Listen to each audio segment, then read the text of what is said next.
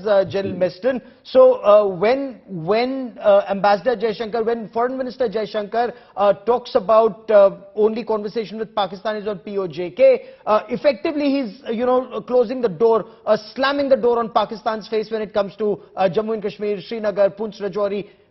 But is he effectively putting the ball in Pakistan's court and putting Pakistan on the back foot? Yeah, absolutely.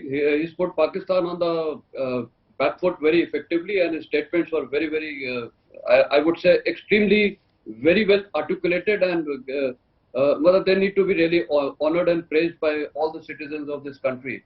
Now, coming on to this Jammu and Kashmir aspect, you have raised a question: is it possible militarily? I would say everything is possible. There is a time and place for everything. Now, what is the time? Time is when there is going to be resentment among the people in Gilgit-Baltistan and POK. That is the appropriate time, and I think those days are not far away when the resentment will keep this thing, and that is the time when it helps us militarily. From terrain point of view, one has served in those areas, capturing all these peaks and mountains and hills area of the south of Pir Panjal. It is quite difficult. I would say it requires it will require years together to capture it, and it is going to be very expensive in terms of manpower, casualty, etc. But if there is resentment in POK and Gilgit-Baltistan, that is the time I think some kind of things are possible, and everything is possible. So I will not close the option. But yes, presently, seeing the situation now, the military capabilities, and when we have a hostile China, we have to view this very cautiously and accordingly consider it. What I also want to understand from you, Ambassador Sabharwal, is Bilawal Bhutto-Zardari claiming that Pakistan too is a victim of terror and we need to sit together and talk about terror. And then, he has this thing about that his own mother was killed by terrorists, though in India, and who knows that better than you, his mother was seen as someone who encouraged terrorism, not just in India, but was also known as the mother of Taliban, sir. Listen, I mean, they have claimed this victimhood all the time. This is a card they have tried to play to take a high moral ground that they have themselves suffered. But they have suffered at the hands of which forces? I think that is the question. And that is what has been pointed out to them all along, that they are suffering at the hands of the forces that they created themselves to trouble other countries. TTP comes out of all the jihadis who were prepared for the Afghan jihad, and then many of them were used against us in Kashmir. Yes. And Pakistan has not given up the terror card. The terror activity might have gone down, but it's been, earlier also we had similar situation. It has been a tactical move.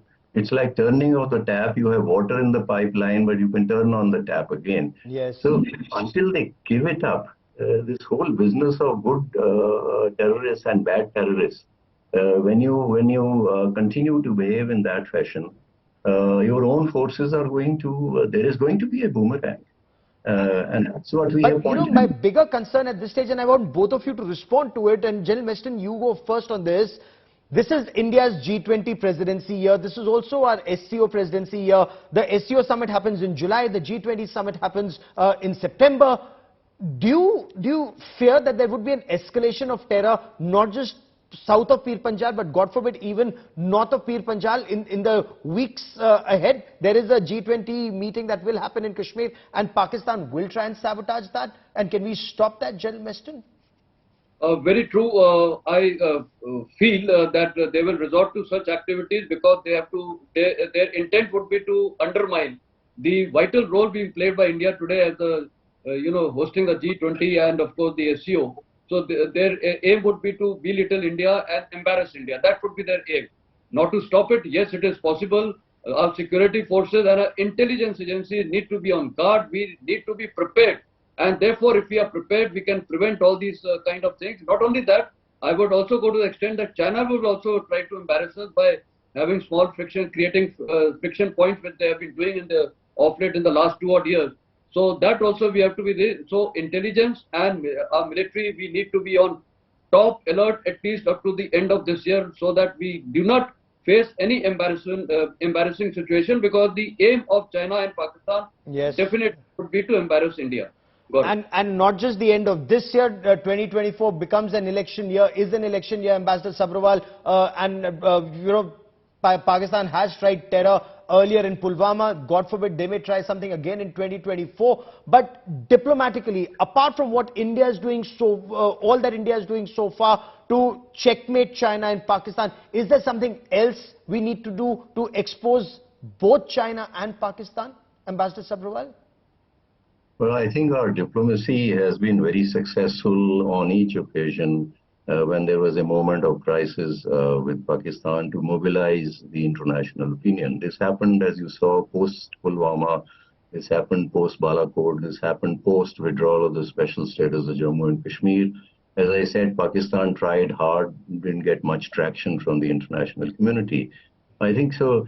We are doing all that we can do in that regard. Now, as far as the question of terrorism is concerned, logically, I would say if somebody were thinking logically in Pakistan, this is not the moment to buy any big trouble with India. They have so much of trouble of their own within their country, polarized polity, an economy which is on the verge of a default, and they haven't still got the lifeline. But Ambassador, wouldn't friction with India unite their country? Wouldn't it bring everyone together? The terrorists, the political parties and the forces?